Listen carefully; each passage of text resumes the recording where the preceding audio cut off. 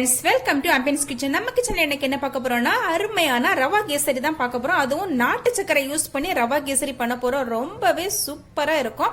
அதுக்கு முன்னாடி நம்ம சேனலை சப்ஸ்கிரைப் பண்ணாதவங்க சப்ஸ்கிரைப் பண்ணிக்கோங்க. அப்படியே பக்கத்துல இருக்கிற பெல் பட்டனை அமுத்திக்கோங்க. அப்பதான் அப்லோட் பண்ற எல்லா வீடியோ உங்களுக்கு உடனுக்குடன் கிடைக்கும். ரொம்ப டேஸ்டா இருக்கும், அதே சமயம் ரொம்பவே ஹெல்த்தியான ஒரு ரெசிபி. வாங்க எப்படி பண்ணலான்னு பார்ப்போம். கேசரி பண்றது நமக்கு தேவையான பொருட்கள் 1 கப் ரவை, அப்புறம் 2 கப் நாட்டு சர்க்கரை, அப்புறம் தேவையான அளவு முந்திரி திராட்சை, அப்புறம் ஒரு 7 ஸ்பூன் நெய், அப்புறம் பாத்தீங்கன்னா ஏலக்காய், அப்புறம் எந்த கப்பால நம்ம ரவையை மெஷர் பண்றோமோ அதே சேம் கப்பால தான் நம்ம நாட்டு சர்க்கரையை மெஷர் பண்ணிக்கணும். அப்புறம் தண்ணியும் அதே கப்பால தான் எடுத்துக்கணும், 2.5 கப் தண்ணி. வாங்க எப்படி பண்ணலான்னு பார்ப்போம். இப்போ ஒரு வாணலி அடுப்புல வச்சிருக்கிறேன். அதுல ஒரு 2 ஸ்பூன் நெய் விட்டுக்கலாம். நெய் காஞ்சிடுச்சு. இதுல நம்ம முந்திரி திராட்சையை போட்டு வறுத்தெடுத்துக்கலாம். திராட்சை நல்லா உப்பி வந்துருச்சு. இப்ப நம்ம இதை வெளியே எடுத்துடலாம். இப்ப இதே நெய்யில நம்ம ரவாயை போட்டு வறுத்துக்கலாம். ஒரு 5 நிமிஷம் நல்லா வறுத்துப்போம், லோ ஃபிளேம்ல வச்சு. ஓகே ஃப்ரெண்ட்ஸ், இப்ப 5 நிமிஷம் லோ ஃபிளேம்ல நல்லா வறுத்துட்டோம். இதை மாத்தி வச்சுக்கலாம். இப்ப அதே வாணலியில நான் 2.5 கப் தண்ணி வச்சிருக்கிறேன். தண்ணி ஓரளவு காயட்டும்.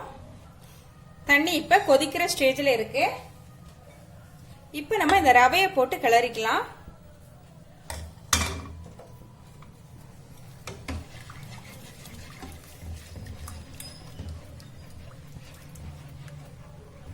கையெடுக்காம நல்லா கலந்து விட்டுக்கலாம். ரவை நல்லா வேகட்டும். ரவையை சேர்த்து இப்ப 3 நிமிஷம் ஆயிட்டு நம்ம நல்லா பக்குவமா ரவை வெந்து வந்துச்சு. இப்ப நம்ம இந்த நாட்டு சர்க்கரை சேர்த்துக்கலாம். நான் யூஸ் பண்ற இந்த நாட்டு சர்க்கரை ரொம்ப தூசு திரும்ப எதுவும் இல்லை, நல்ல சுத்தமான நாட்டு சர்க்கரை. இது நான் ரெகுலரா யூஸ் பண்றது, அதனால நான் அப்படியே சேர்த்துக்கிறேன். நீங்க புதுசா இதை பிராண்டு யூஸ் பண்றீங்க அப்படின்னா கொஞ்சம் தண்ணியில கரைச்சி இதை சேர்த்துக்கலாம். நல்லா கலந்து விட்டுக்கலாம். இது பாத்தீங்கன்னா கலர் எதுவும் அவசியம் இல்லை, இந்த நாட்டு சர்க்கரையோட கலரே போதும். தீய ரொம்ப சிம்மில் வச்சுட்டு தான் கிளறணும். ஒரு 2 நிமிஷம் மூடி போட்டுடலாம். ஓகே, கலந்து விட்டுட்டு மீண்டும் ஒரு 2 நிமிஷம் மூடி போட்டுடலாம். இப்ப 2 ஸ்பூன் நெய் சேர்த்து கொடுக்கலாம்.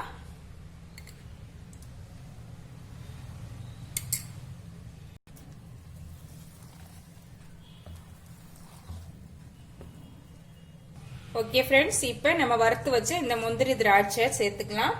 அப்புறமா ஏலக்காய் சேர்த்துக்கலாம். அப்புறமா மீதம் இருக்கிற நெய்யும் சேர்த்து இதை நல்லா கலந்து 1 நிமிஷம் விட்டுக்கலாம். ரொம்பவே சூப்பரா நம்ம நாட்டு சக்கரை கேசரி ரெடி ஆயிடுச்சு. இப்ப நம்ம ஸ்டவ் ஆஃப் பண்ணிக்கலாம். ஓகே ஃப்ரெண்ட்ஸ், இந்த ரெசிபி உங்களுக்கு பிடிச்சிருந்தா ஆம்பியன்ஸ் கிச்சனுக்கு கமெண்ட் பண்ணுங்க. இன்னும் மீண்டும் நல்ல ஒரு ரெசிபியோட உங்களை சந்திக்கிறேன். பாய்.